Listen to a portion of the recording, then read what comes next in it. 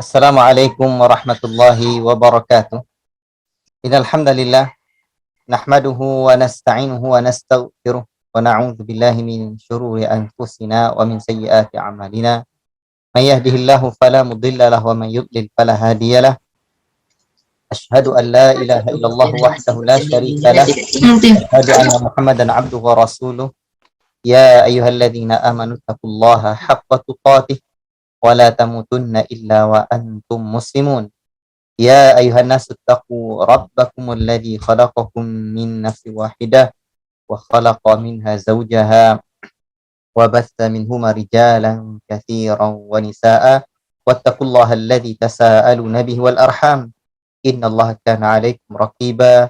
Ya ayyuhalladzina amanu taqullaha wa qulu qawlan sadida yuslih lakum a'malakum wa yaghfir lakum dhunubakum wa man yuti'illaha wa rasulahu faqad faza fawzan 'azima. Amma ba'd. Ikhwati fillah, barakallahu fikum. Bapak Ibu, ikhwan dan akhwat yang kami muliakan karena Allah tabaraka rahman. Syukur kita kehadirat Allah Subhanahu wa taala, Allah pertemukan kita lagi via Zoom ini dalam acara bincang tarbawi pendidikan anak dan santri. Kita masih melanjutkan tema yang sebelumnya. Pentingnya memahami dan memahamkan tujuan pendidikan pada anak dan santri. Sekedar mengulang dua pertemuan kita sebelumnya. Saya menyampaikan tujuan pendidikan itu sesungguhnya selaras dengan tujuan manusia diciptakan. Dan tujuan manusia diciptakan itu yang pertama adalah agar manusia itu betul-betul menjadi hamba Allah Subhanahu wa taala yang bisa duduk bersimpuh di hadapan Allah penuh dengan kekhusyuan, ketundukan, kecintaan, pengagungan dan segala amalan hati. Ketika manusia diciptakan, wa ma khalaqatul jinna wal insa illa liya'budun. Tidaklah kuciptakan jin dan manusia melainkan hanya untuk beribadah kepada. Dan ingatlah, ibadah itu adalah ism jami'un li kulli ma yuhibbuhu Allah wa yarda min aqwali wal af'ali adh-dhahirati wal batinah. Ibadah itu adalah satu nama yang menghimpun segala hal yang dicintai oleh Allah Ta'ala dan diridhai oleh Allah Ta'ala berupa perkataan dan perbuatan yang zahir dan yang batin. Dan hadirnya ibadah batin adalah di antara pembentuk kepribadian. Dan ibadah batin itu banyak sekali, ya. A'malul qulub, amalan-amalan hati. Nah, yang terutama at-tauhid, iman kepada Allah Subhanahu wa taala, keyakinan yang mendalam kepada Allah, realisasinya al-ihsan, an ta'budallaha ka'annaka tarahu fa in lam yakun tarahu fa in lam takun tarahu fa innahu yarak. Engkau beribadah kepada Allah seolah-olah engkau melihat Allah. Kalau belum bisa, yakinilah sesungguhnya Allah melihat. Allahu akbar. Hadir dalam diri kita, ya. Hadir ini dalam setiap gerak-gerik kita sehingga hadir rasa sesungguhnya kita ini senantiasa dilihat oleh Allah Subhanahu wa taala. Ikhwati fillah, barakallahu fikum. Rasa takut kepada. Nah, dan yang lain-lainnya sebagaimana sudah kita sebutkan pada pertemuan sebelumnya. Nah, untuk menghadirkan sosok sesungguhnya, sosok yang dicintai oleh Allah Ta'ala. Itulah hamba Allah Subhanahu wa taala. Untuk menghadirkan kepribadian muslim, menghadirkan rasa takut kepada Allah Subhanahu wa taala. Inilah tujuan anak-anak kita. Baik. Ini beberapa poin yang sudah kita sebutkan dalam koridor atau dalam poin atau dalam bab tujuan pendidikan itu selaras dengan tujuan ciptakan manusia yang pertama sebagai hamba Allah untuk beribadah. Tapi ibadah kepada Allah bukan hanya sekedar menghafal Quran. Setoran target hafalan 30 juz tidak hadirnya amalan hati, ini keliru. Nah, maka oleh sebab itu pastikan kepada anak. Nah, nanti kita belum berbicara metode ini, gimana memasukkan agar anak kita yakin, agar anak kita memahami tujuan ini. Itu metodenya lagi. Jadi sekarang kita betul-betul pahami bahwa anak kita tamat kelas 3 di Tsanawiyah pondok, tamat kelas 7 di pondok, atau tamat aliyah di pondok, harus hadir dalam hatinya tundukan kecintaan yang mendalam kepada Allah, kerinduan kepada negeri akhirat, orientasi hidupnya adalah akhirat, bukan yang lain-lain. Berarti untuk mewujudkan hakikat ubudiyah di hadapan Allah Rabbuna tabaraka wa ta'ala. Nah, itu yang pertama. Jadi beberapa poin yang kita sebutkan itu dalam kategori untuk mewujudkan hakikat ubudiyah di hadapan Allah. Saleh. Nah, saleh. Dan yang kedua, ini yang akan kita bahas lagi nanti, tujuan manusia secara umum diciptakan oleh Allah Subhanahu wa taala agar manusia ini menjadi orang-orang yang muslih, memperbaiki manusia lain, membawa kebaikan kepada alam dan lingkungan. Atau dalam bahasa lainnya nanti sebagai khalifatullah fil ardh. Sebagaimana tujuan diciptakan Adam oleh Allah Subhanahu wa taala akan kita jelaskan nanti.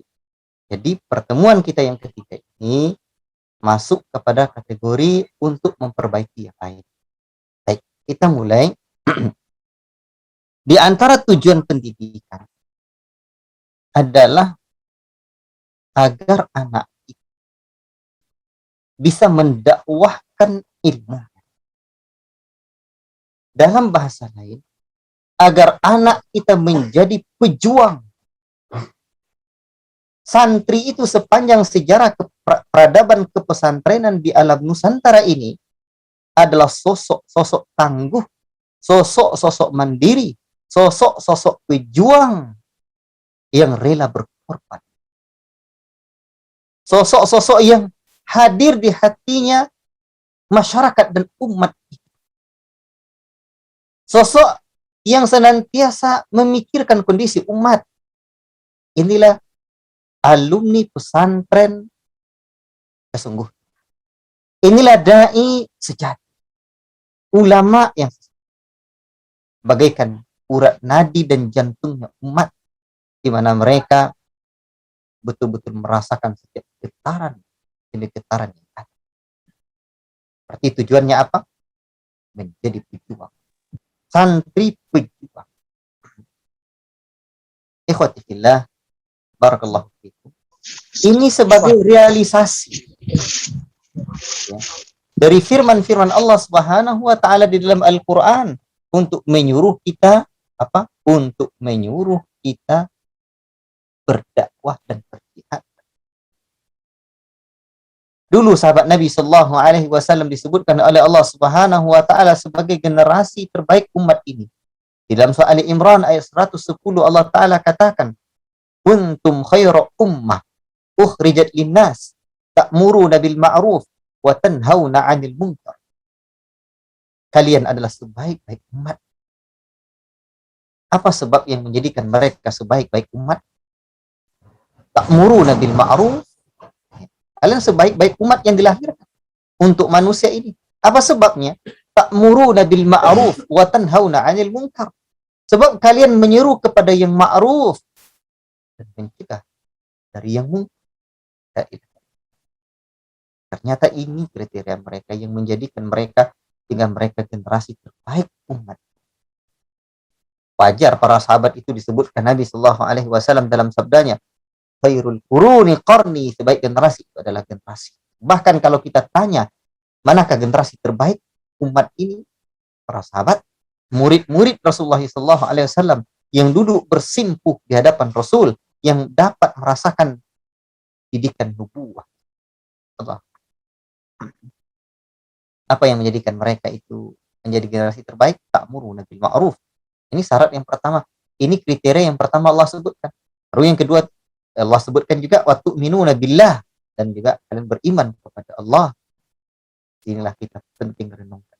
Santri-santri, anak-anak kita mesti menjadi dai, mesti menjadi pejuang, mujahid-mujahid umat, mujahid-mujahid dakwah, mujahid-mujahid peradaban. Mungkin ada yang berkata, Ustaz, saya tidak mau anak saya jadi ustaz, atau anak saya sendiri juga tidak jadi ustaz. Ya, silakan. Kalau kita lihat anak kita memang mau memiliki skill yang lain. Tapi ingat, nanti di dalam kaidah ilmu ada ilmu fardu ain dan ada ilmu fardu kifayah. Ilmu fardu ain untuk menjadi salih pasti.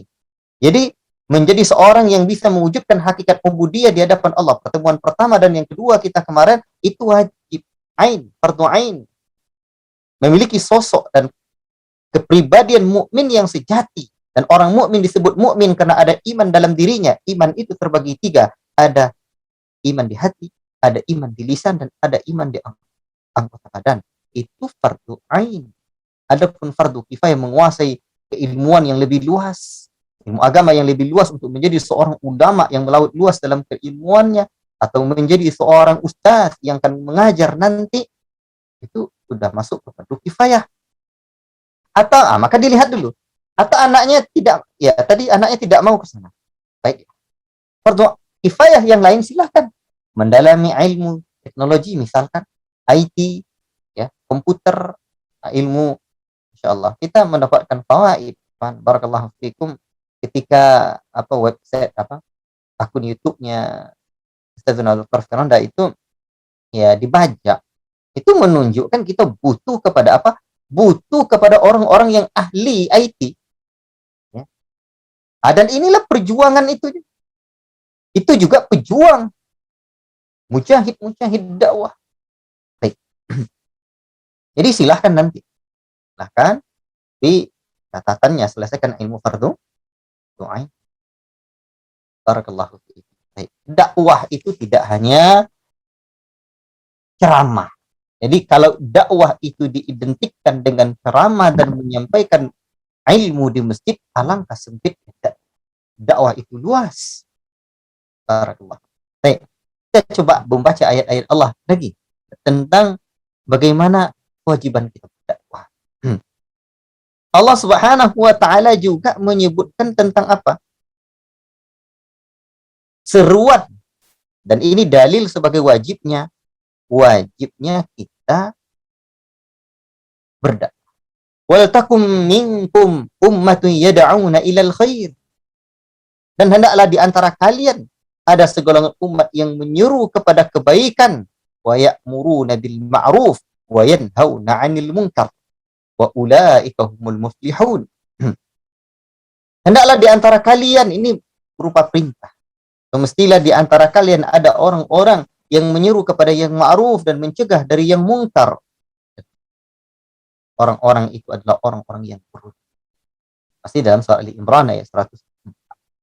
Nah, jadi kita itu diwajibkan oleh Allah Subhanahu wa taala untuk berdakwah. Untuk berdakwah. Berarti santri, anak-anak didik kita mesti tanamkan, kalian mesti menjadi mujahid, menjadi pejuang umat, pejuang dakwah. Jangan sampai santri, ya, dan itu fenomena yang terjadi hari ini ketika ditanya, kamu nanti cita-citanya mau kemana? Cita-cita saya mau kuliah kemana? Ke luar negeri. Itu betul sekali, untuk sarana atau jalan kita, wasilah kita untuk mendapatkan ilmu. Tapi itu wasilah. Tidak semua orang bisa mendapatkan rezeki belajar ke universitas tertentu. Tidak. Misalkan begini, seringkali kita bertanya kepada santri-santri dan kita perlu luruskan lagi. Kamu cita-citanya apa? Nanti mau belajar ke disebutkan universitas ini. Alhamdulillah. Bagus. Atau disebutkan misalkan langsung, saya bercita-cita untuk belajar ke Universitas Islam Madinah. Cita-cita mulia. Tapi ingat, tidak semua orang dapat rezeki belajar ke sana. Maka cita-cita yang paling akhirnya, ya, setelah meraih ridha Allah, untuk meraih ridha Allah nih, cita-citanya apa? Wasilahnya apa? Ya, berdakwah. Maka jawaban yang paling mantap, cita-citamu apa? Berdakwah. Menjadi mujahid fisabilillah, pejuang ya dakwah. pejuang peradaban umat, pejuang peradaban sunnah, pejuang peradaban Islam.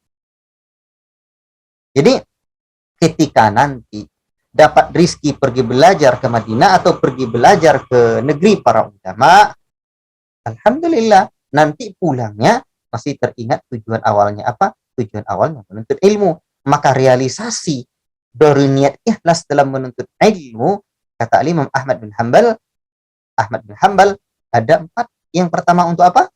Yang pertama untuk diamalkan atau menghilangkan kejahilan. Kedua untuk diajarkan kepada umat. Yang ketiga untuk diamalkan. Keempat untuk menghidupkan ilmu.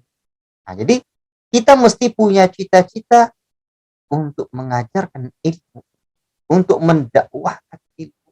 Jadi apa cita-citamu? Jadi dai. Ya, kalau nanti dapat belajar di negeri para ulama, itu rezeki, dan itu mesti hadir juga dalam diri seorang penuntut ilmu, ya, untuk terus belajar. Nah, berawal di kampung kita, terus ke kampung berikutnya, ke provinsi selanjutnya, kemudian ke daerah lain, pulau lain, benua lain, belajar, terus belajar.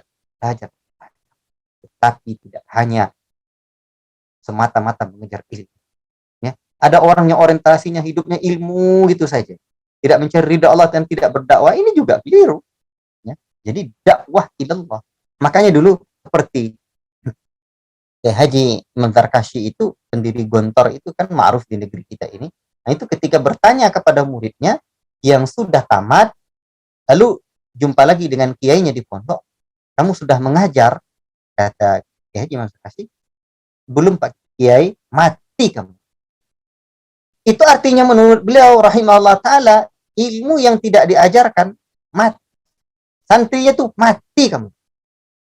Itu menunjukkan cita-cita seorang santri harusnya mengajarkan ilmu. Sekarang fakultas dakwah, ya, fakultas dakwah itu sangat kurang diminati. Padahal solusi permasalahan umat ini dakwah. Dakwah. Baik, coba kita lihat lagi firman Allah Subhanahu wa taala yang lain. Allah Subhanahu wa taala, la ilaha illallah, menyebutkan dalam surah Al-Maidah ayat yang ke-78.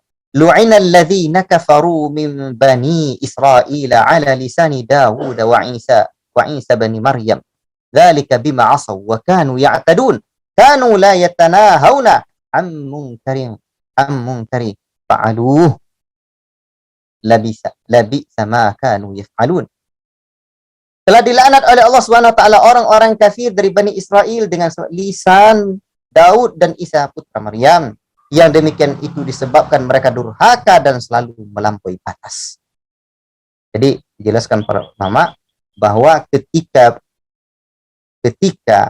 ya kemungkaran itu dibiarkan, itu bisa terlaknat. Ya, dalam ayat-ayat lain Allah Subhanahu wa taala misalkan ya dalam hadis Nabi sallallahu alaihi wasallam menyebutkan bagaimana dalam hadis Hudzaifah ibn Yaman dikeluarkan oleh Imam At-Tirmizi dan juga Imam Ahmad dan Syekh Al-Albani rahimahullah taala menhasankannya dalam Sahihul Jami'.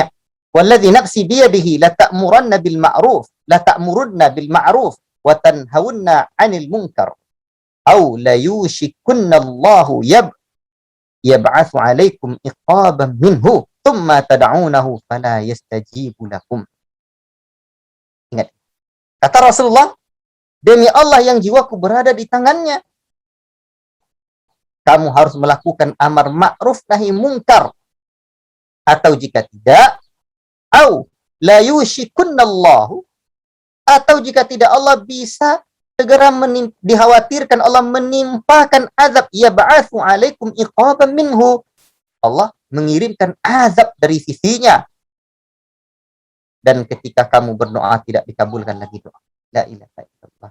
Ini kan sungguh sangat ironis sekali. Kita mesti ingat, ya, dalam tafsir Nukasir, ya, ketika menjelaskan tafsir Al-Anfal ayat yang ke-25 itu banyak disebutkan oleh Imam Nukasir bagaimana asar para sahabat, ya. Dalam kitab Riyadhus Shalihin juga disebutkan hadis bagaimana orang-orang yang tidak berdakwah itu, ya, di mana orang-orang yang itu akan diuji oleh Allah, akan ditimpakan musibah karena ada orang-orang yang bermaksiat di sana, ya.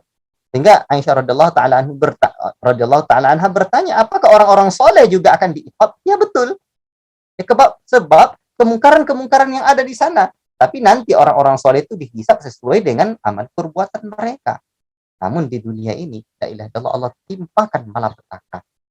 Artinya, ketika dakwah tidak dibuat, ketika dakwah tidak digerakkan, ketika dai-dai, santri-santri, alumni-alumni pondok, ya, anak-anak kita yang belajar ilmu agama tidak minat untuk dakwah, kemungkaran ada di hadapan mata, maka dikhawatirkan musibah demi musibah akan terjadi. La ilaha illallah. Oleh sebab itu, cita-cita yang paling mulia, ya, adalah cita-cita untuk menjadi seorang dai. Tanamkan betul kepada santri kita. Kamu mau jadi apa? Dai ilah. Dai, menjadi seorang dai. Ya, kalau nanti ahli otomotif, ya, tadi di pondok kita insya Allah akan buat program otomotif, ya. Nah, ini penting sekali, membangun peradaban itu begini. Nah, tapi santri-santri itu mesti bertekad menjadi seorang dai. Sebab untuk menjadi seorang dai itu adalah harga mati. Sampai-sampai, lihat ya, bagaimana Luqmanul Hakim dan sosok ayah, sosok keluarga yang diabadikan dalam Al-Quran, diantaranya adalah sosok Luqmanul Hakim. Allahu Akbar. Bagaimana Allah Ta'ala menceritakan nasihatnya Luqman kepada anaknya. Apa nasihat Luqman kepada anaknya itu? Dan ini mesti juga menjadi nasihat kita kepada anak kita. Dalam surat Luqman ayat ke-17, ya bunayya aqimis shalah. Wahai anakku. Ini panggilan kasih sayang. Dirikanlah salat. Wa'mur bil ma'ruf wanha 'anil munkar. Wasbir 'ala ma asabak. Allah. Perintahkanlah kepada untuk berbuat ma'ruf. Nah, ini dakwah. Dan cegah dari perkara yang mungkar. Ya.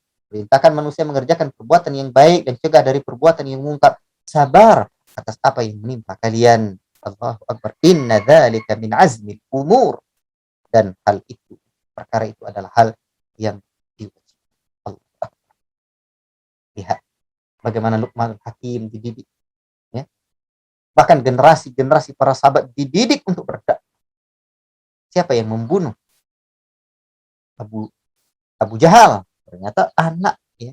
Dalam satu riwayat itu namanya Mu'adz dan Mu'awidh. Ada riwayat lain yang menyebutkan berbeda. Tapi ada riwayat ya Mu'adz dan Mu'awidh dididik sejak kecilnya berdakwah, berjuang, sehingga di tangan mereka, ya, dengan sebab mereka Abu Jahal mati. Allah, ini menunjukkan apa? Seorang anak mesti menjadi seorang pejuang. Seorang anak itu mesti menjadi seorang apa? Seorang yang berjihad di jalan Allah Subhanahu wa taala. Allahu Akbar, ya. Tadi Ibnu Abbas radhiyallahu taala anhu menafsirkan ayat surah Al-Anfal ayat yang ke-25 itu, Allah taala memerintahkan orang-orang beriman agar mereka tidak membiarkan kemungkaran terjadi di hadapan mereka. Ya. Sebab Allah bisa menimpakan azab secara merata. Ya. Allahu Akbar. Kan menurut Imam Ibnu Katsir bahwa penafsiran ini adalah penafsir yang sangat baik sekali. Ya, karena memang Ibnu Abbas radhiyallahu taala anhu itu adalah seorang sahabat Nabi yang luar biasa, ya, sampai gelar beliau itu Bahrul Ummah, lautan atau tintanya umat itu, ya. Ahli tafsir di kalangan para sahabat itu Ibnu Abbas radhiyallahu taala anhu. Jadi ketika beliau menyebutkan wattaqu fitnatan, ketika beliau menafsirkan firman Allah wattaqu fitnatan la tusibannal ladzina zalamu minkum khassah. Apa kata Allah? Peliharalah diri kalian. Takutlah kalian kepada fitnah, takutlah kalian dari siksaan yang akan menimpa kepada orang-orang yang zalim saja di antara kalian. Jadi beliau menafsirkan takut kita. Jangan dibiarkan kemaksiatan ada di hadapan mata kita. Dakwah ilallah. Dakwah ilallah. Nah, sebab itu saya bilang sama kawan-kawan kita, dimanapun orang buat tempat rekreasi, tempat wisata, mari kita buat pondok di situ. Kalau tidak menjadi tempat maksiat. Satu hari, ya, di tempat saya ini ada bendungan, ya, di daerah kita. Nah, itu tokoh masyarakat di sana itu bilang sama saya, Ustadz, saya pernah jumpa anak-anak ini, ya, ini apa, kepergok sama saya, itu dia di belakang sarang Gunung Walet di dekat daerah Bendungan, tempat ya tidak jauh dari wisata itu kepergok dah pakaiannya dah kebuka lah, la ilaha illallah. Oleh sebab itu mari kita buat ya pondok-pondok ya biar maksiat itu hilang. Nah, maksiat itu orang melihat santri-santri, melihat dai-dai ya itu bakal segan. Nah, itu tugas kita. Jadi santri-santri kita tanamkan itu. Maka fungsi pesantren ideal itu dalam kajian kepesantrenan saya menyebutkan bahwa fungsi pesantren ideal itu tidaknya ada 3. Pertama, menjadi pusat dakwah, pendidikan, dan perjuangan umat. Nah, yang pertama. Yang kedua, menjadi mercusuar peradaban umat. Nah, yang ketiga, menjadi pusat atau benteng pertahanan umat. Nah, jadi yang pertama itu pusat dakwah dan pendidikan umat. Pusat dakwah, pendidikan, dan perjuangan. Jadi, hendaklah dai-dai kita, santri-santri kita tuh lepas pondok, tamat pondok, alumni pondok, siap berdakwah. Cita-citamu apa, nak? Kuliah, Pak. Kuliah ya juga, belajar. Ya. Tetapi tidak semua orang ya dapat rezeki kuliah. Maka kalau tidak dapat kuliah apa? Dakwah ilallah. Nanti selesai kuliah kalau dapat rezeki kuliah, ya dakwah ilallah. Cita-cita yang paling mulia itu dakwah ilallah. Inilah jalan mulia. Qul hadhi sabili ad'u ilallah. Katakan Muhammad. Ya. Inilah jalanku. Hadhi sabili, ini jalanku. Ad'u ilallah. Kita berdakwah kepada jalan Allah. Dakwah kita kepada jalan Allah. Jadi jadi dakwah. Ya. Jadi doa. Ini harus dicamkan. Sekarang berapa banyak alumni pesantren. Ini yang pernah sampai hari ini saya teringat apa yang pernah disebutkan oleh Syekh Dr. Ali Jadullah Al-Misri kepada saya, ya, kepada kami. Bagaimana dulu Buya Jufri rahimahullah ta'ala mendidik. Lihatlah murid-murid beliau, walaupun dahulu tinggal asrama pondoknya itu di tahun 85 atau 90-an itu baru hanya la ilaha illallah, lantainya tidak seperti sekarang. Itu Saastri ya pernah bercerita itu dibentangi terpal ya, atau ustaz kita yang lain ya. Kadang kala datang Umi Pondok Al-Furqan juga pernah cerita kepada saya ya, kepada kami itu dulu di buya lantai dengan kayu-kayu rawa, karena di rawa di sana, tapi dididik santri itu untuk berjuang berdakwah. Dan saya mendapati foto surat Buya Jufri Fendi Wahab kepada Ustaz Arman rahimahullah ta'ala ketika Ustaz Arman masih mondok di Jawa, karena Buya ngirim mondok untuk menghafal Quran di Jawa, kaderisasi. Itu dikirimkan, diminta oleh Buya, pulanglah dulu bantu Buya untuk mengajar dakwah. Sekarang ironi sekali, kalau sudah tamat pondok, tamat S1, pulang kampung tidak berdakwah. La ilaha illallah. Ini kan amanah besar ilmu itu untuk disampaikan.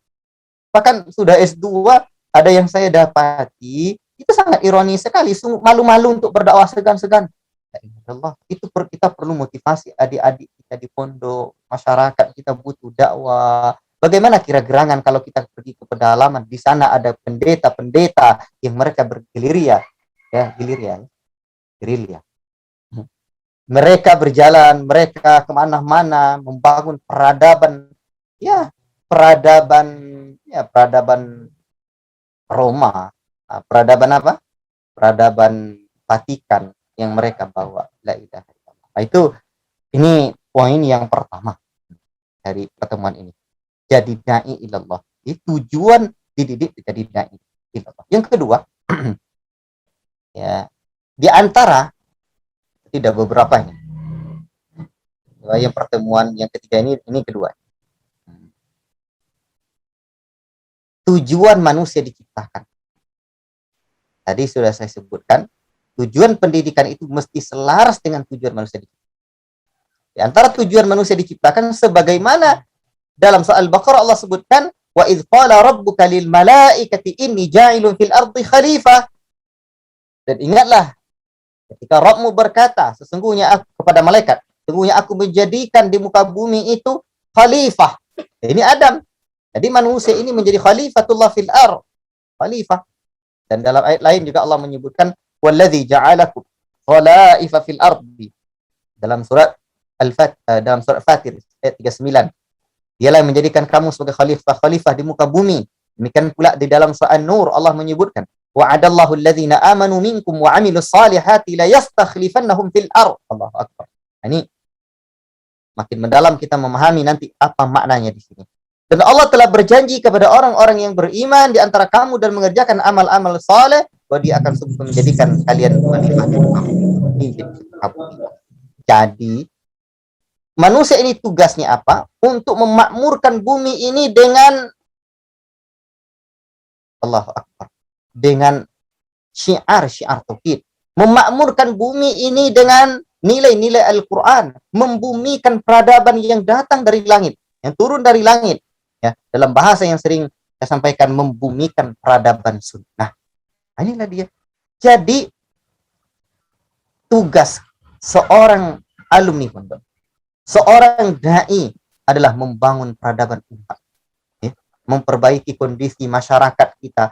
Apalagi kalau ya kita berada di satu kampung atau pelosok atau juga di kota, mungkin di RT, di RW kita hadir sebagai sosok yang bisa membawa perubahan, sebagai sosok yang membangun peradaban. Jadi cita-citamu apa? Menjadi apa? Menjadi pembawa perubahan masyarakat menuju peradaban yang lebih baik, atau dalam bahasa lain menjadi generasi yang mampu membangun peradaban. Sehingga saya katakan dai peradaban.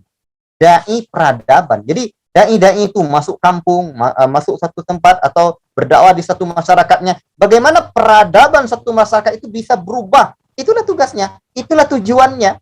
Inilah muslih. Jadi kalau dua pertemuan kita yang berlalu adalah saleh, sekarang ini muslih. Muslih itu memperbaiki kondisi umat. Allah. Ikhwati fillah, barakallahu fikum. Di saat orang-orang kafir merusak alam ini, merusak kaum muslimin, maka orang-orang yang beriman, santri dan para dai hadir memperbaiki alam. Allah. Makanya dai itu adalah santri itu adalah dai peradaban yang membawa perubahan kepada masyarakatnya. Berbicara tentang peradaban itu adalah wujud atau potret dari sebuah umat. Ya. Nah, itu tergantung peradaban apa. Kalau peradabannya peradaban Islam, berarti wujud atau manifestasi dari nilai-nilai Islam itu. Kalau peradabannya peradaban Barat, berarti manifestasi dari nilai-nilai yang ada di Barat itu. Di sekarang ada beberapa peradaban yang merusak negeri-negeri kaum muslimin yang sampai kepada kita, ya, kita mesti ingat. Allah sudah sebutkan, walan tarda ankal yahud walan nasara hatta tattabi'a millatahum. Sekali-kali tidak akan ridho orang Yahudi dan Nasara kepada kalian sampai kalian mengikuti millah mereka, gaya-gaya hidup mereka, tingkah laku mereka. Ingat, Rasul pernah sebutkan, la ilaha illallah, la tattabi'unna sunana man kana qablakum shibran bi shibrin wa dhira'an bi dhira'in hatta law dakhalu juhra dhabbin la dakhaltumu. Sungguh kalian akan mengikuti gaya orang-orang Yahudi, perangai-perangai orang-orang Yahudi atau orang Nasrani, sejengkal demi sejengkal, sehasta demi sehasta. Sekiranya mereka masuk lubang top, kalian akan masuk. Mereka tidak akan pernah ridho dengan kita. Inilah tugas seorang dai. Kalau tadi saya katakan seorang dai itu adalah seorang yang bagaikan jantung dan urat nadinya umat, merasakan setiap getaran yang ada, mengerti dengan kondisi apa yang akan merusak masyarakat, peradaban apa yang datang. Inilah yang dalam bahasa para ulama kita dalam kitab-kitab hadis, fitnatus syubuhat, fitnatus syahwat. Inilah fitnah yang datang ke maujil bahar, bagaikan air bah yang teramat sangat dahsyat. Kalau badai tsunami memporak-porandakan bumi Aceh, Sri Lanka dan sekitarnya, badai fitnah syubuhat, fitnah syahwat, dan fitnah itu satu yang menjauhkan kita dari agama Allah, menghancurkan, memporak-porandakan sampai ke kaki gunung, rumah-rumah masyarakat yang ada di sana, masuk ke kamar-kamar kaum muslimin. Maka tugas seorang dai hadir di setiap pada sisi, ya, setiap lini kehidupan masyarakat. Mereka hadir membawa peradaban. Mereka dai peradaban, membumikan peradaban tauhid, membumikan peradaban sunnah. Maka ketika ditanya, nak kamu mau jadi apa? Mau jadi dai peradaban. Tapi kamu tidak hafal Quran, nak. Ya, yang hafal Quran ada pula. Ya, saya bukan giliran hafal Quran. Maka seorang orang tua juga harus mengerti, anak saya, oh ternyata anak saya jagonya apa? Mekanik, otomotif, jagonya IT, jagonya yang lain. Nih, kita bawa peradaban. Kalau hari ini kalau dulu mereka berperang angkat senjata dengan angkat senjata dengan pedang, dengan tombak, dengan senjata api, ya. Tetapi sekarang kita berperang dengan lisan dan tulisan, menulis, ya. Kita berperang dengan apa? Kita berperang ya dengan media yang ada. La ilaha illallah. Ketika media ini yang menguasainya adalah orang-orang yang terpengaruh oleh peradaban barat atau memang dari peradaban barat, orang-orang orientalis, orang yang dididik di madrasah orientalis, itu rusaklah generasi kita. Disitulah kita hadir membangun sebuah peradaban.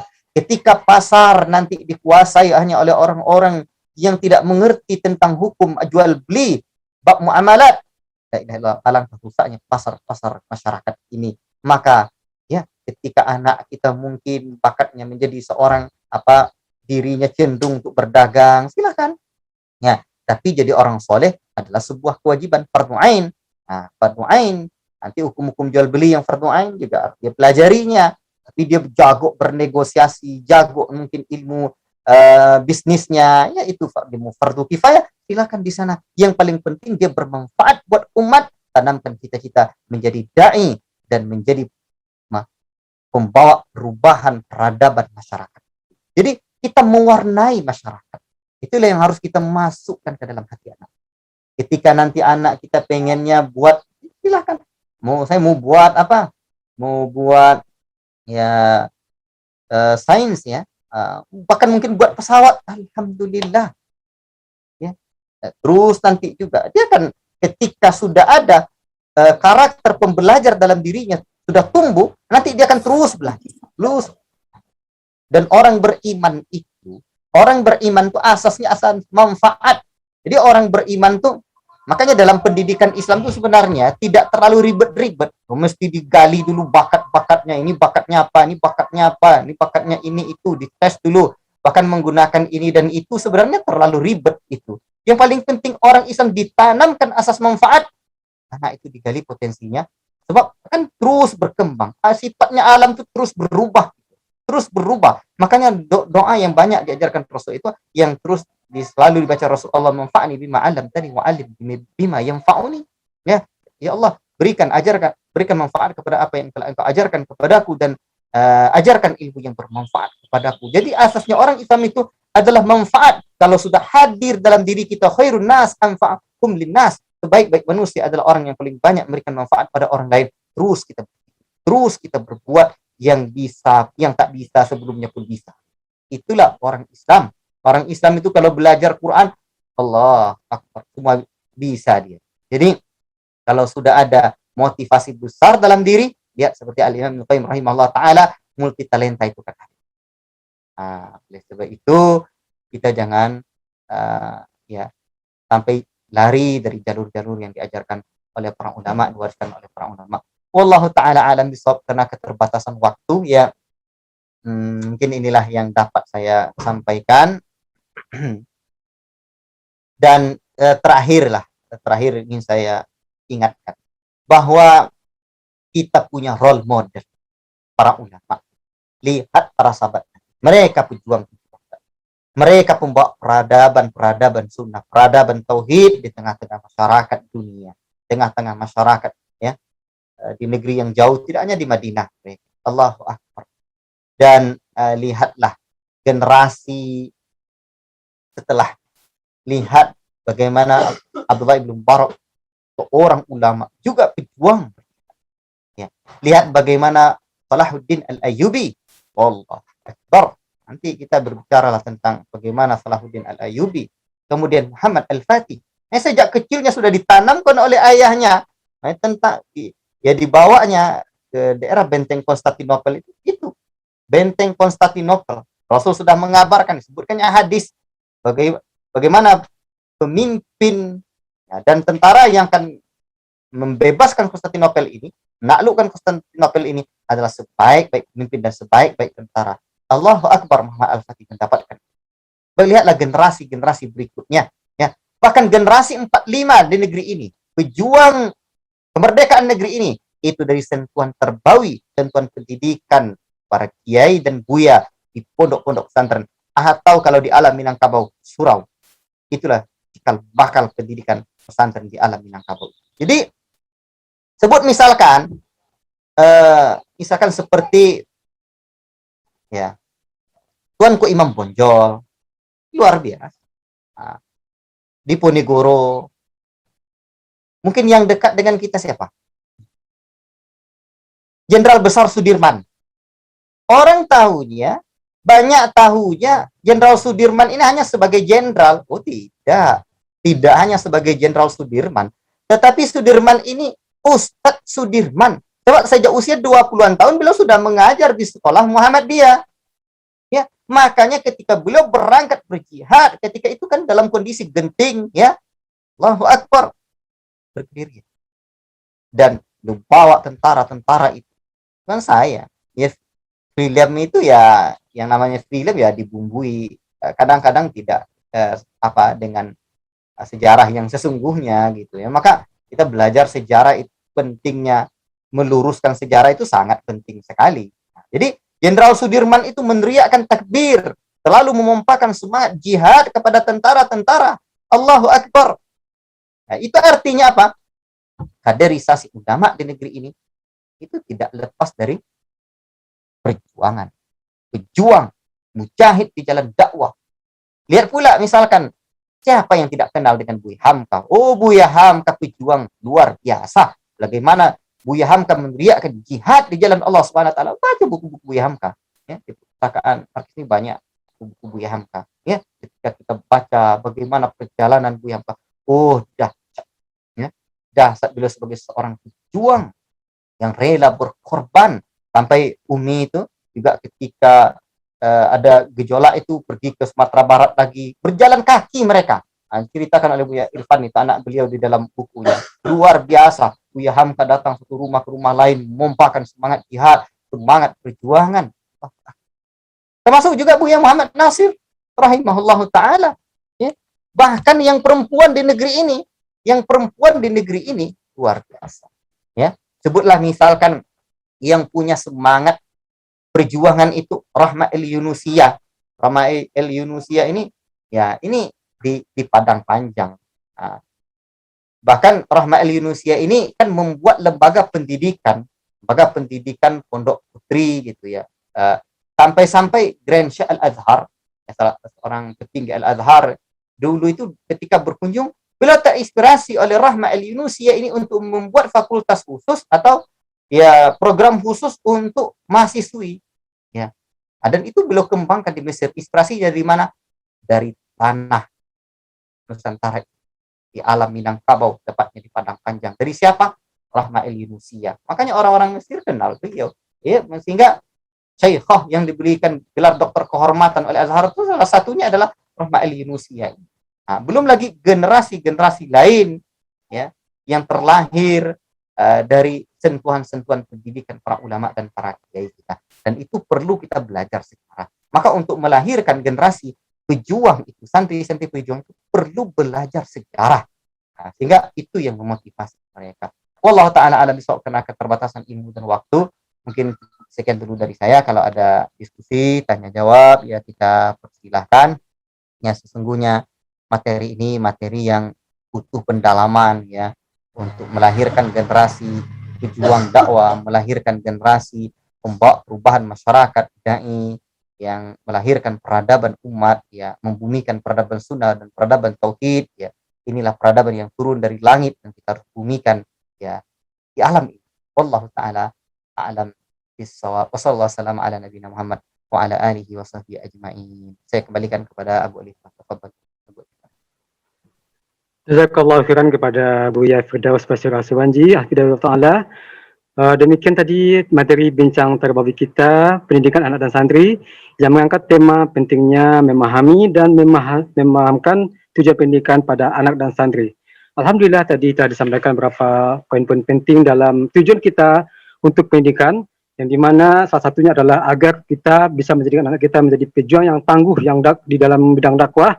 Dan tentunya kita berharap semoga anak kita menjadi dai sejati yang nanti akan mengadakan perubahan pembaharuan peradaban Muslim di masa akan datang.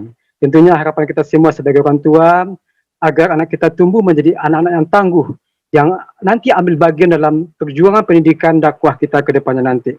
Baik, Bapak dan Ibu, para hadirin yang pada kesempatan pada kali ini, kita akan buka sesi tanya jawab. Silakan bagi Bapak dan Ibu yang ingin bertanya bisa langsung membuka audionya atau bisa langsung menulis di ruangan chat untuk kita nanti bacakan pertanyaan-pertanyaan yang ada di ruangan chat dari Bapak dan Ibu semuanya. Baik, silakan kita buka dulu pertama dari yang ingin langsung bertanya, silakan dibuka audionya langsung. Tafadhol.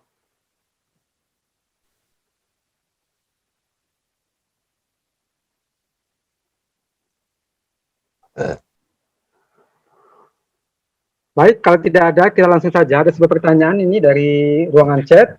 Berasal dari Ihsan Praditya. Assalamualaikum warahmatullahi wabarakatuh, Ustadz. Izin bertanya, Ustadz, apa saja buku sejarah Indonesia rekomendasi buat anak kita, Ustadz? Barakallahu fikum. Silakan Ustadz dijawab. Barakallahu fiik pada Bapak yang bertanya. Saya ini menjadi PR dan peluang besar bagi para dai untuk menulis buku sejarah ya. Sejarah yang tepat di negeri ini. Dan alhamdulillah ada seorang teman saya ngajar di Futur Islamic School, Futur Islamic di Bekasi, namanya Ustaz Rizky Aji ya. Beliau S2 dan masya Allah beliau nulis buku-buku sejarah ya, kaji sejarah terus, dan alhamdulillah beliau mengirimkan ke saya, dan silakan kontak saya untuk lebih ini mana saja bukunya, dan ada buku beberapa sejarah yang lain. Kalau yang ditulis oleh beberapa pakar sejarah ya, termasuk ya api sejarah, yang itu juga bagus ya dari sisi sejarah negeri ini. Dan Ustaz Zainal Abidin juga penulis sejarah yang hebat ya di kalangan guru-guru kita ya, tentang bagaimana buku sejarah Wali Songo itu ya penting sekali. Dan masih ada buku-buku yang lain, cuman itu yang bisa saya sebutkan pada ini. Silakan hubungi saya lebih lanjut mana mungkin covernya dan yang lain-lainnya untuk saya sampaikan. Allah taala alam. Barakallahu. Silakan. Jazakallah khairan kepada Ustadz atas jawaban yang diberikan. Baik, kembali kita buka. Silakan kepada Bapak dan Ibu yang ingin bertanya langsung, bisa langsung membuka audionya atau bisa langsung menulis di ruangan chat untuk pertanyaan yang dituliskan. Baik Ustadz, sebelumnya ini ada pertanyaan secara offline, ada titipan pertanyaan dari seseorang Abdullah. Bertanya, Ustadz, bagaimana menjadi orang tua yang tangguh di tengah beratnya berpisah dengan ananda yang baru masuk pondok? Karena memang dirasakan di awal-awal tahun atau awal-awal bulan terpisah dengan ananda itu sangat berat sekali. Sehingga sering terjadinya kerinduan sangat berat untuk ananda kita yang ada di pondok walaupun kita di rumah. Silakan Ustadz jawabannya. Barakallahu fiik kepada Bapak atau Ibu yang bertanya. Itulah perjuangan. Sebelum kita minta anak kita menjadi pejuang, ayahandanya juga mesti menjadi seorang pejuang. Kalau tadi saya menyebutkan tentang pondok alumni pesantren, itu adalah para pejuang. Allahu Akbar. Berat para guru kita. Saya pernah duduk bertamu dan berguru kepada Ustazuna Abdul Rafiq Ufran di Gresik, di Sidayu, di Gresik sana, di Jawa Timur sana. Allahu Akbar. Inilah pesantren Al-Furqan yang melahirkan dai-dai pejuang di negeri ini, di mana-mana murid-muridnya luar biasa. Tahukah antum Ustaz Amr Rafiq di rumah beliau langsung bercerita kepada saya setelah saya dikasihnya makan, Allahu Akbar, dengan akhlak beliau yang luar biasa. Setelah beliau yang mencarikannya tempat tidur ya, Allahu Akbar. Di pondok itu beliau menceritakan dulu kita berjuang berdakwah itu berat ya, sampai anak saya meninggal. Kalau cerita beliau sama saya 8 orang ya anak beliau meninggal, atau 5 orang ya. Mana yang meninggalnya sebab ini dan sebab itu saya tidak tahu, tapi banyak anak beliau meninggal. Dan yang paling membuat saya merasa takjub dan merasakan keteladanan dari sosok guru kita ini, beliau mengatakan dulu itu kita nggak punya rumah ya seperti rumah sekarang, nggak punya kendaraan seperti kendaraan sekarang. Akhirnya pergi berdakwah sama istrinya, anaknya selalu kena angin ya. Allah,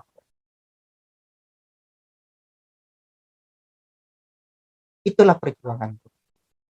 Itu kita juga harus meneladani itu. Lihat Buya Jufri rahimahullah taala, segala perjuangan beliau ya. Allah, ya, bagaimana pondok itu juga dulu di tengah kota dulu, termasuk Buya di Dar As-Salaf ya, dan Hafizallah taala, bagaimana beliau berjuang membuat pesantrennya ya, hampir 30-an hektar ya, itu dulu di hutan beliau buat rumahnya dengan umi itu, masya Allah, rumah papan kecil ya, itu perjuangan guru-guru kita. Kalau demikian guru-guru kita, kalau kita mau santri anak-anak kita juga begitu, kita sebagai orang tua mesti lebih duluan menjadi pejuang, karena banyak yang tidak terucapkan tapi terajarkan dari sikap kita. Kalau kita lebih duluan, belum anak pergi pondok lagi dah kita dan nangis duluan, la ilaha illallah, bagaimana pula anak kita tidak menangis sejadi-jadinya di pondok sana. Nah, kita ingat anak itu aset baik dalam hidup kita. Rapuh tulang belulang kita nanti di alam kubur. Idza matal insan in amalu illa bin salat. Apabila mati manusia ini, terputus segala amalnya kecuali 3 perkara. Yang pertama itu sedekah jariyah. Sedekah jariyah yang terus mengalir pahalanya. Uang tak banyak, anak. Wawaladun salih. Yang kedua apa? Ilmin yuntafa'u bihi, ilmu yang dimanfaatkan orang, diajarkan kemudian dimanfaatkannya. Kemudian yang ketiga, wawaladun salihin yad'u lahu, anak yang saleh mendoakan orang tuanya. Allahu akbar, anak yang saleh mendoakan orang tua. Kalau kita punya orientasi ukhrawi, kalau kita punya visi akhirat ya, visioner kita, kalau kita lihat semua. La ilaha illallah, ibu saya, mak saya selalu sakit, beliau selalu sakit, sekarang dalam kondisi sakit. Cuman alhamdulillah mak saya sukses mendidik kami. Kami si ayah si ibu itu cuma 3 orang ya, yang hidup, yang wafat 3 orang lagi. Dan la ilaha illallah, emak saya orang ya cuma pandai mengaji saja, tulis baca tidak pandai. Kemudian masa kecilnya beliau kehilangan ibunya, kehilangan maknya pula, kehilangan abangnya, kehilangan adiknya 2 orang ya. Akhirnya tinggal beliau sebatang kara ya, dengan ayahnya akhirnya pun wafat ya. Dan ternyata sudahlah berat di masa kecilnya, begitu mendidik kami berat lagi. Abang saya itu ya, itu dididiknya di Sumatera Barat dulu untuk belajar ya di pesantren. Allahu Akbar. Emak saya orangnya ya mudah nangis, tapi tahan. Saya diantarkan ke pesantren, saya betul-betul tahu mak saya menangis, adik saya. Allahu Akbar. Tapi alhamdulillah kami sukses. Dan Allahu Akbar, ya saya merasakan mak saya sukses ya. Allah hantarkan beliau ke Mekah sudah 2 kali alhamdulillah ya. Dan kami alhamdulillah ya berjuang agama ini, saya pesantren di sini. Dan itulah mak saya yang hanya tulis baca, tapi Masya Allah saya yakin ini dari kondisi sakit ya, sekarang. Kemarin beliau sempat bilang mungkin tidak beberapa lama umur beliau titipkan tentang hartanya, wasiat-wasiatnya kepada itu untuk agama. Allahu Akbar, ini untuk agama, ini untuk ini. Allahu Akbar ya. Allahu Akbar. Jadi berbahagialah bapak atau ibu melepaskan anak kita ke pesantren. Dan yang paling penting kita, setelah kita bertekad ini mendidik anak ini, yang nanti segala perjuangan, kesedihan, perpisahan dengan anak itu, betul-betul cari guru. Anak kita ini mesti jadi dai pejuang yang kelak akan terus berpahala kepada saya. Walau anak saya tidak menjadi hafiz Quran seperti anak orang, tapi anak saya harus menjadi orang soleh dan mulia. Bertekad. Wallahu taala alam shawab. Seperti itu ya, yang dapat saya jawab. Mudah-mudahan Allah hadirkan dalam hati kita untuk bisa berpisah dengan anak kita pada waktunya, mesti berpisah untuk belajar agama. Wallahu taala alam shawab. Tafadhal Balisa. Jazakallah khairan kepada Buya atas jawaban. Semoga menjadi penjelasan atau dapat diambil hikmah yang diberikan jawaban oleh Ustaz kita. Baik, kembali kita ada sebuah pertanyaan kembali di ruangan chat. Kali ini berasal dari Bunda Bintang dari Palembang. Bismillah, semoga Buya dan keluarga dalam lindungan Allah Azza wa Jalla. Amin. Buya, anak Fisek Tazum mengajukan pertanyaan. Bagaimana menyikapi seorang anak laki-laki yang beranjak dewasa menyampaikan cita-citanya ingin jadi hakim agama, Lalu anak tersebut minta izin dan doa dari ibunya. Bagaimana ibu tersebut mesti menyikapinya agar kata yang terucap tidak salah, apalagi menjatuhkan semangatnya. Waktu itu ibunya spontan mengamini, lalu memberi gambaran konsekuensi seorang hakim dunia dan akhirat. Mohon nasihatnya Buya. Silakan Ustaz. Barakallahu fiik, ibu yang bertanya. Semoga Allah Ta'ala berkahi harta dan keluarga. Tentang anak mau cita-cita jadi apa, itu hanyalah aksi sebenarnya, peran sebenarnya. Dulu saya sempat bercita-cita jadi dokter. Karena ayah saya juga memotivasi saya. Maka beliau arahkan, kalau jadi dokter tak boleh jijik, kata beliau. Saya ingat betul. Dan ternyata memang dalam diri saya ada ya kesukaan untuk menolong orang, kesukaan untuk berkhidmat ya kepada umat nih sedikit. Jadi akhirnya saya nggak jadi dokter, tapi jadi ustadz. Akhirnya tidak jadi tabib jasmani, namun jadi tabib rohani. Alhamdulillah. Jadi artinya kalau dalam bahasa sekarang ya bakat. Nah, jadi kepribadian kita itu atau bakat kita itu sebenarnya itu perlu kita lihat anak kita. Seperti yang tadi, misalkan dia mau jadi hakim. Apa yang memotivasi dia jadi? Boleh jadi, kan hakim itu perannya. Boleh jadi dia suka ingin menggali ilmu agama. Atau mengkaji secara mendalam sehingga dia menjadi orang yang bisa memutuskan perkara. Ya. Jadi itu digali apa kira gerangan. Mungkin ada motivasi dalam dirinya. Itu yang harus digali dulu. Harus digali dulu. Apa latar belakang atau motivasi dia apa. Ada mungkin ada yang mirip, ada yang serupa dengan itu. Ya, misalkan seperti ada anak sini, saya mau jadi tentara, Ustaz. Apa mau jadi tentara? Begini, termotivasi dia. Itu peran. Boleh jadi yang Allah Ta'ala ciptakan dalam diri dia, dia itu pengen menjaga, ya punya jiwa atau dalam bahasa lainnya bakat, ingin menjaga, ingin mengayomi, atau ingin memimpin. Bisa saja dia punya peran yang berbeda, tidak mesti jadi tentara, tapi menjadi apa? Kepala satpam pesantren. Nah, atau menjadi pemimpin di sebuah lembaga nanti yang mendidik anak-anak muda, atau mungkin jadi guru bela diri. Ya, yang punya santri, yang punya murid-murid di kalangan santri. Jadi kita gali betul apa yang melatar belakangi dia. Nah, ini yang dapat saya jawab Ibu. Jadi disambil kalau yang Ibu lakukan juga sudah betul, ini efeknya yang ini kamu tempuh nak, ini begini dengan kondisi hari ini seperti ini. Tapi jangan dipatahkan begitu saja, perannya itu dialihkan kepada yang lain. Perannya itu dialihkan kepada yang lain. Jangan matikan kecenderungan anak itu, tapi alihkan ya bawaan yang ada dalam diri itu atau dalam bahasa lainnya bakat ya, alihkan perannya kepada yang lain. Wallahu taala a'lam bishawab. Tafadhal boleh. Jazakallah khairan kepada Buya atas jawaban. Semoga bisa menjadi pencerahan bagi Ibu yang bertanya. Baik, kembali kita buka sedang langsung. Silakan bagi Bapak dan Ibu yang ingin bertanya, silakan bisa dibuka langsung audionya. Atau jika ada pertanyaan di ruangan chat masih terbuka untuk bagi kita yang ingin bertanya, silakan ditulis di ruangan chat agar bisa kita bacakan pertanyaan-pertanyaan yang masuk pada kesempatan kali ini. Silakan.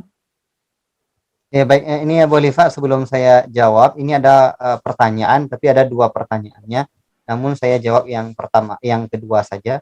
Apa kunci agar selalu istiqomah dalam thalabul ilmi? Ya, istiqomah dalam thalabul ilmi itu ya kita harus banyak punya motivasi. Seseorang orang besar, orang hebat, orang yang selalu maju, itu semangatnya yang tidak pernah kendor, itu ada motivasi besar. Bagaimana bisa menghadirkan motivasi itu? Selalu kita punya sosok, punya teladan. Kemudian punya sejarah dalam diri kita. Jadi dalam diri kita itu ada sejarah yang terus hadir. Sehingga kita terus maju. Dan ketika nanti kita mungkin loyo, baca lagi sejarah itu. Dengarkan lagi sejarah-sejarah itu. Termotivasi kita. Sejarah-sejarah thalabul ilmi, sejarah-sejarah dakwah. Bahkan untuk pertanyaan yang pertamanya pun, sikap seorang dai, seorang pendakwah itu harus berjiwa besar, dan untuk mendapatkan jiwa yang besar itu punya wawasan yang luas dan jiwa yang lapang. Jiwa yang lapang itu dengan apa? Ya, dengan amal soleh dan juga ilmu. Ya, orang-orang besar itu luar biasa.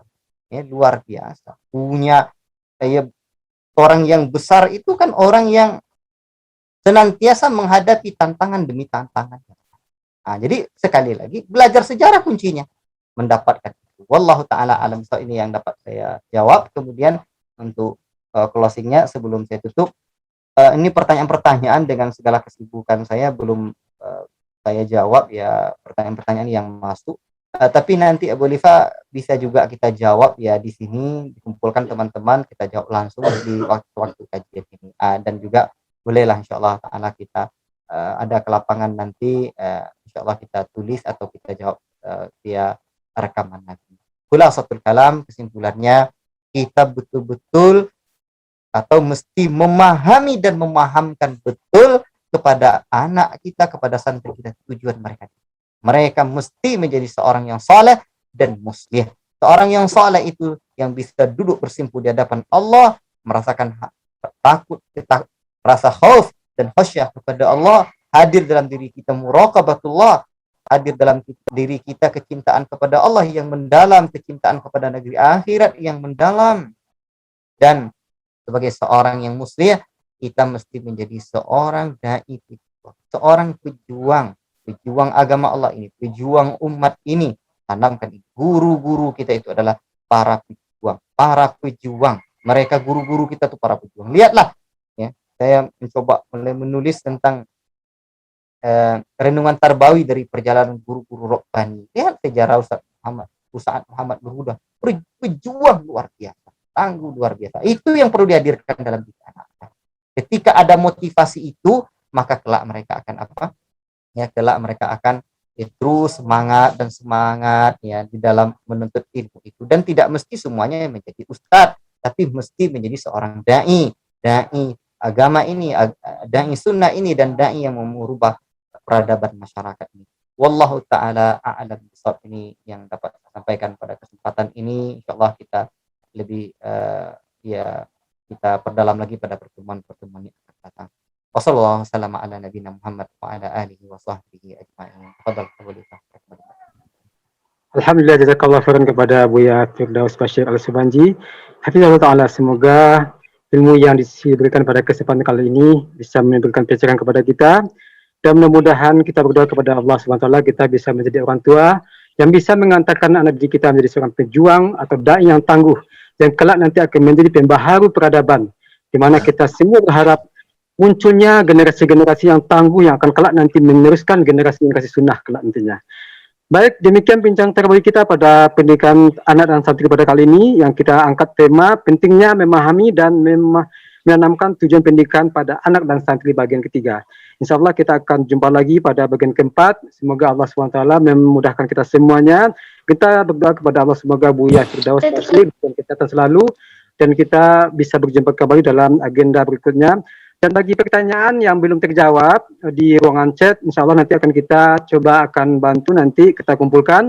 Dan bagi masih yang ingin bertanya, silakan bisa ditulis di kolom grup chat WA pada bincang terbaru pendidikan anak dan santri. Insya Allah pada pertemuan berikutnya kita akan coba rangkum dan kita akan jawab satu persatu untuk bisa kita tanyakan kepada Ustadz.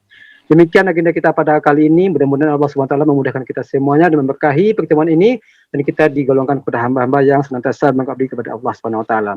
Baik, mohon maaf atas segala penyampaian dan kesalahan pada kita semuanya. Kita mohon maaf, dan kepada Allah kita mohon ampun. Kita tutup dengan doa kafaratul majlis. Assalamualaikum warahmatullahi wabarakatuh.